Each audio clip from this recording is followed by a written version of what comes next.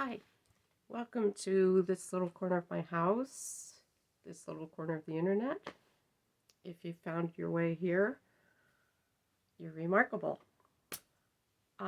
This video is going to be about my $25 flea market sewing machine, or starting a small business on a shoestring. I've always liked to sew, always, but I was never very successful at it. Clothes never fit me. I always thought it was my fault because I wasn't very good at sewing. Later, I found out that I have a odd figure. I mean, I really have an odd figure now, but when I was young and, thin, I still had an odd figure and it was hard to fit me. And I didn't know, even now that I do know, I don't know how to fix my problems. So, never very successful at clothing. When I accidentally made something that turned out, man, I wore it to death. And I thought, wow, I really know how to sew now. Not realizing that it just happened to be a pattern that worked on me. If I had known what I know now, I would have cherished that pattern and made a million things out of different fabrics with it. But no, I trundled on and screwed up the next pattern and the next and the next, because I was trying really complicated stuff like, this looks really cool, I'll make this. Only, yeah, not very successful. So many years later, even though I was still trying, I discovered YouTube and Debbie Shore. I don't know if you know Debbie Shore. She used to make videos. She still does make videos, but they're not like a how to make this video. It's like a sewing club sort of thing, and I will see her videos come up and they're like 2 hours long. It's like, yeah, I don't have that much time to invest. And it doesn't say what she's making. I assume she's making something, but, anyways, I still watch her old videos when I'm trying to make something. But anyways, she showed me how to make a box bag. She showed me how to make all sorts of things that actually turn out. And she gave very clear instructions. I was a Debbie Shore devotee for quite a while. I even have one of her books. Yeah, so when I moved back to the States, I should tell you my sad history with sewing machines. I came along. My mother thought that a Singer sewing machine was a gold standard because it had been.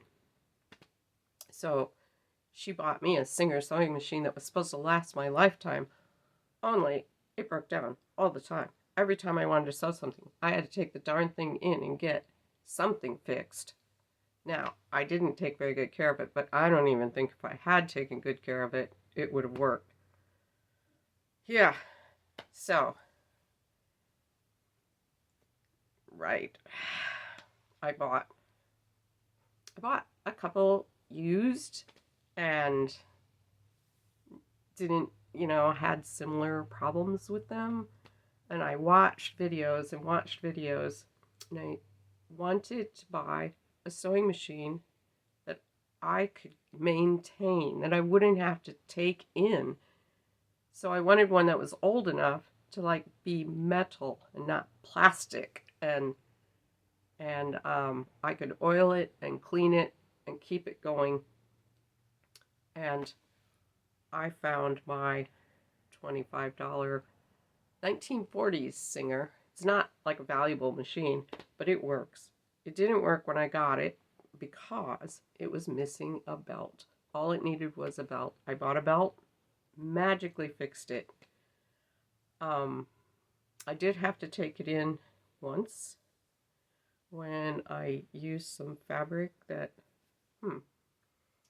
I used fabric on one machine and it gummed it up. It's like some sort of fabric that's got like plastic, like little drops, something. I don't know what it is, but it gummed up one machine. So I thought I will sew this on my Old Faithful, and gummed up that machine too. So I had to take that. I had to take it in and get fixed. And while he was fixing it,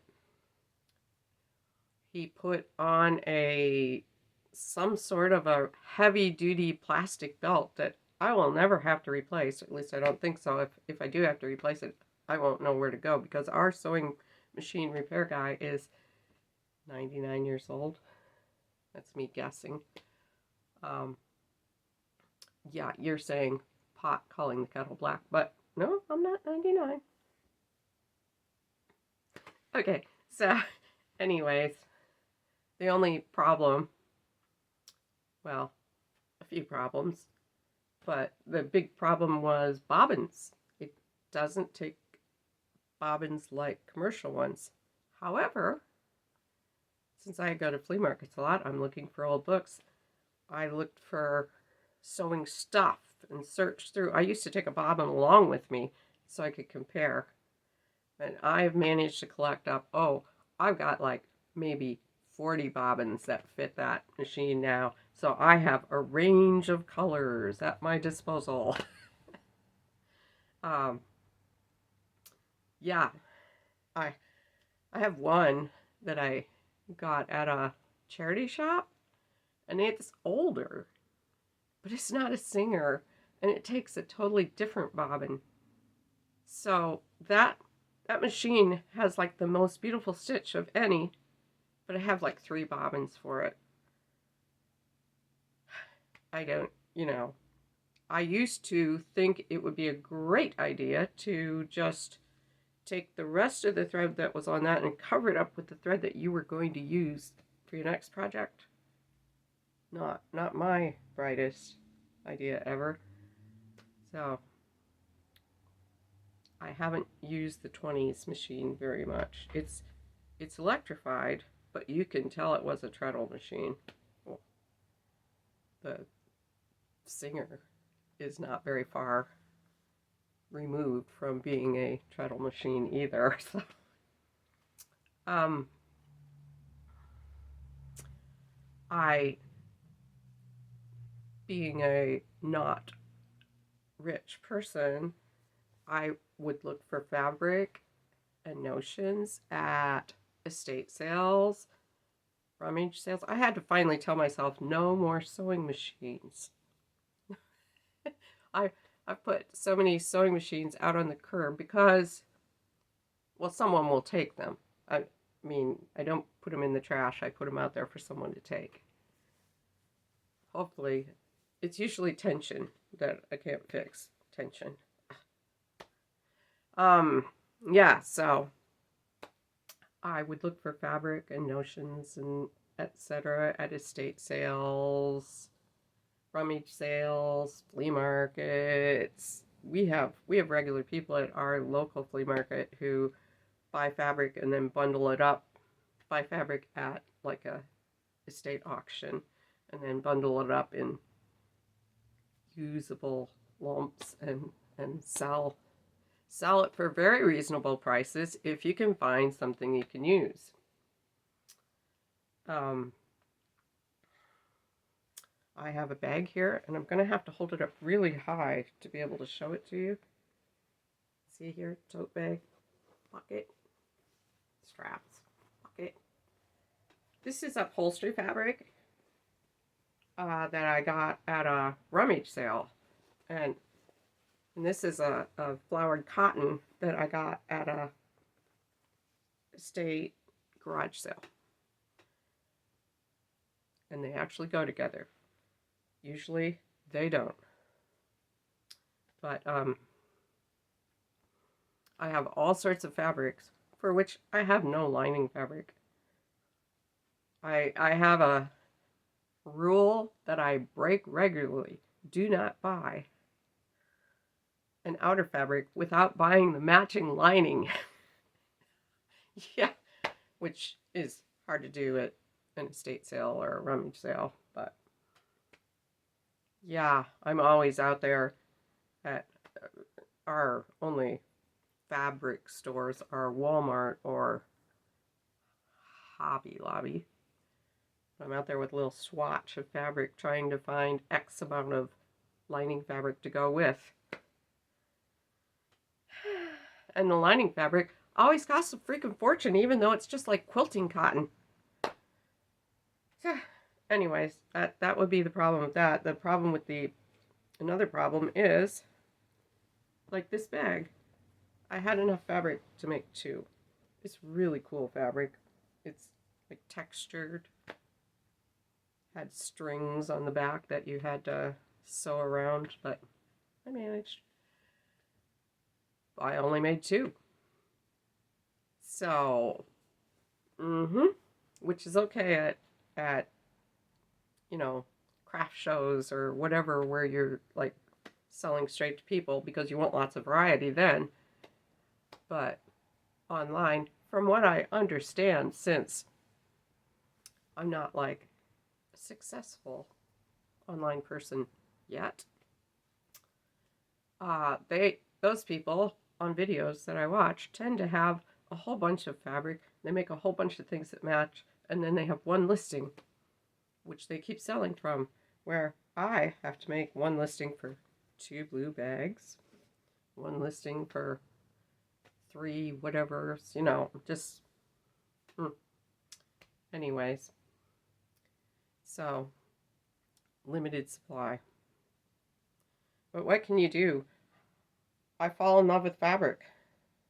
I've pretty much stopped myself from buying sewing machines. No more, no more, no more. We don't have room. And I have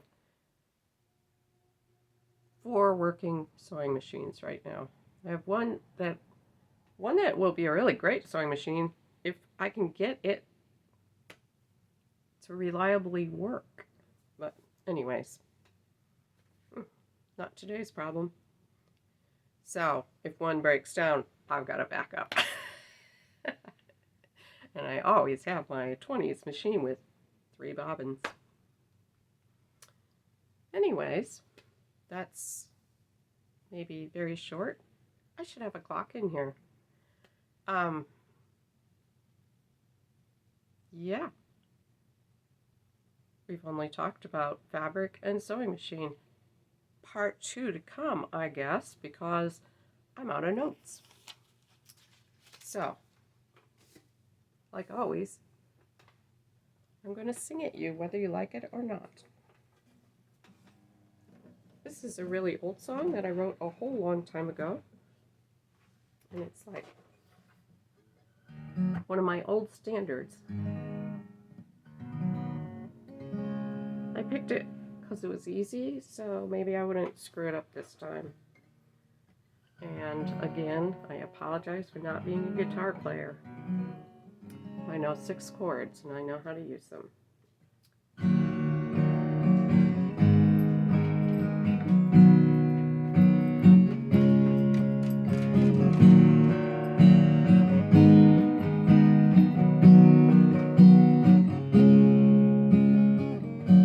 I've gotta walk into your darkened room tonight. A bowl of flowers beside your bed reflects the light. The silence seeps into your soul and stills your flight. Your passion muted in a sea of perfect white. I've gotta hold on to your life. I've gotta hold on to your life. I've gotta reach into this dreamless sleep and pull you back to life. I've gotta grab onto what keeps you here. Hold on for the night. I've gotta hold on.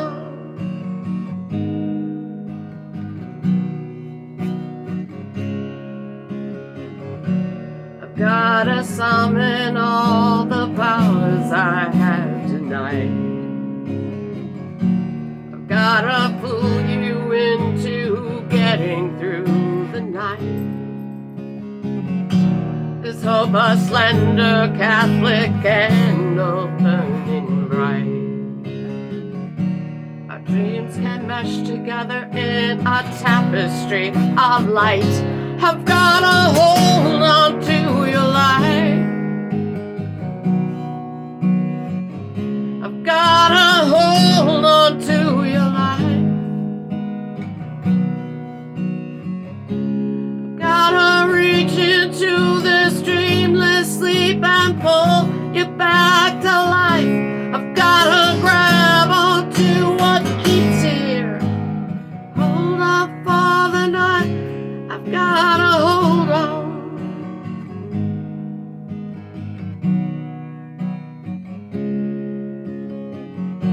Our culture's built on monuments of brick and chrome. Our passion fleeting, meaningless, we stand alone. Our cities crumble into ghostly tombs of stone. Are we so small? Are we just so replaceable? I've gotta hold on to your life. I've gotta hold on to your life.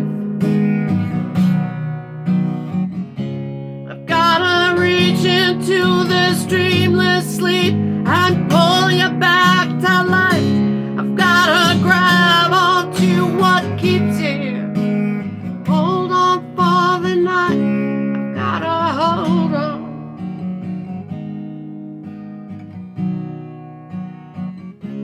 I've gotta hold on.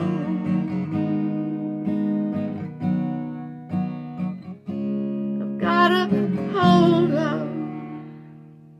Thank you. Yeah, like you clapped. Anyways, guitar's back. Thank you for being here, and I'll see you next time.